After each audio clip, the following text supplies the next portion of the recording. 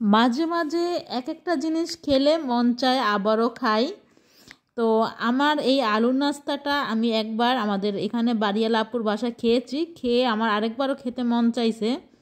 Hello viewers, আসসালামু আলাইকুম। সবাই কেমন আছেন? আলহামদুলিল্লাহ, আমি তো খুবই ভালো আছি।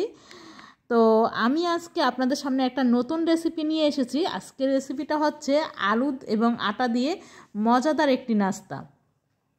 এখানে দেখতে পাচ্ছেন আপু এখানে কিছু আটা নিয়ে নিয়েছে, আটার ভিতরে দিয়ে দিয়েছে মরিচের গুঁড়া, জিরার গুঁড়া, ধনে গুঁড়া এবং আলুগুলো আগেই কেটে ধুয়ে লবণ দিয়ে ভিজিয়ে রেখেছে। তো আমি এই বানানোটা জানতাম না যে কিভাবে বানায়, খেয়ে দেখেছি অনেক মজা লেগেছে। আমি যখন এখানে আসি একদিন আমাকে বানিয়ে খাওয়াইছিল আপু, তারপর তো আমি এটার প্রেমে পড়ে গেছি আলুর এই নাস্তাটা। তো হঠাৎ যদি কোনো মেহমান চলে আসে, বাসায় যদি কিছু না থাকে, এই নাস্তাটা আপনি সাথে সাথে বানিয়ে দিতে পারবেন। সে তো নাস্তাটা খেয়ে আপনার প্রেমে পড়ে যাবে। আপনার প্রেমে পড়বে না, কিন্তু আপনার নাস্তার প্রেমে পড়ে যাবে, যেভাবে আমি পড়ে গিয়েছিলাম। আমি তো একবার খেয়ে পরে আপুকে বললাম যে আপু সেই নাস্তাটা অনেক ভালো লেগেছে, তো আপনি আমাকে আবার একদিন বানিয়ে খাওয়াবেন। তো আপু বলল যে তুমি যখন কালকে রাতে পড়াবে সন্ধ্যার সময়, আমি তখন বানিয়ে খাওয়াবো।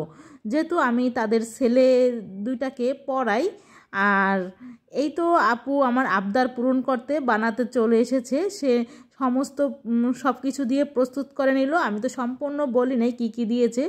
এর ভিতরে দিয়েছে হলুদের গুঁড়া, মরিচের গুঁড়া, ধনে গুঁড়া, জিরার গুঁড়া এবং আলু, লবণ আর আটা।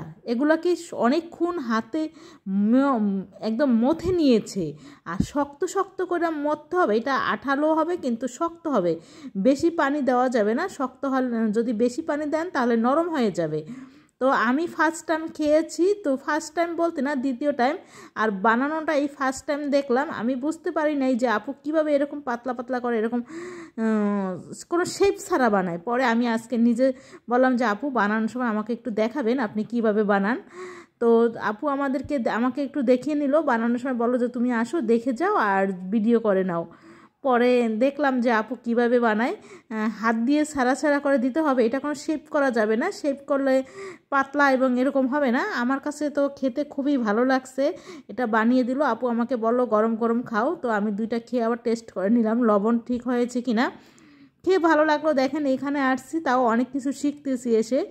তো এই আপু আমাকে জিজ্ঞেস করলো তোমাদের বরিশালের মানুষ কি এভাবে বানায়? আমি বললাম যে না, বরিশালে এই নাস্তাটা বানায় না। আপনারা সবাই আমার ভিডিওটা দেখে একবার হলো এই নাস্তাটা এভাবে বানিয়ে খাবেন। আপনাদের দেখার সুবিধার্থে আমি আবারও একবার দিয়ে দিলাম যে কিভাবে এগুলো দেয়।